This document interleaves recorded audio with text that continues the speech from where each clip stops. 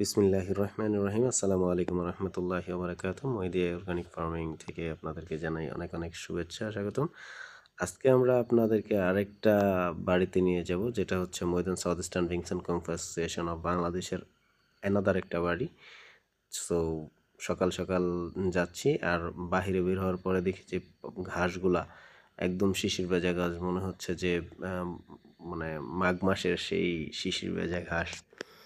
তো আমরা বের হলাম, এবং রাস্তাটা খুবই সুন্দর, বাঁশের ঝাড় দুই পাশে এবং মাঝখানে রাস্তা, এবং আমরা অবশেষে বাড়ির মাঝখানে চলে আসলাম।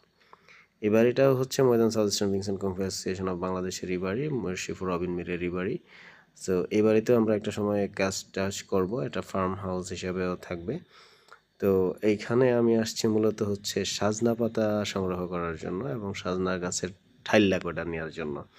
কারণ আমি যে বাড়িতে থাকি সেখানে আমি সাজনার গাছ রোপণ করব, এবং আজকে আপাতত অল্প কয়েকটা ঠাইলা নিব এবং ছোট ছোট ঠাইলা নিব। এরপরে আইসা আমি করাত নিয়ে আসব, যেটা মোটা ঠাইলা নিয়ে কাইটা লাগানোর জন্য।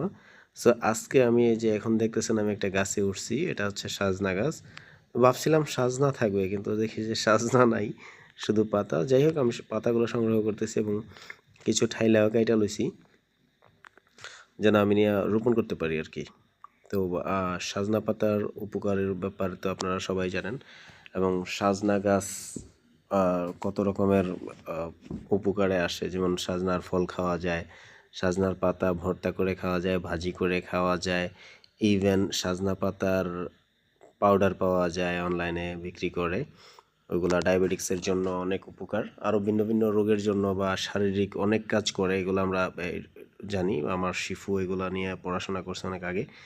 সো শিফুর কাছ থেকে শুনি, শিখি, এবং আমরা এগুলো নিয়ে গবেষণা করতেছি। আপাতত আমরা কিছুদিনের মধ্যে হয়তো সাজনা পাতাগুলোকে মডিফাই করে আপনাদের মাঝে ছাড়ার চেষ্টা করব, যেন আমাদের মধ্যে দিয়েও মানুষ উপকার পায়।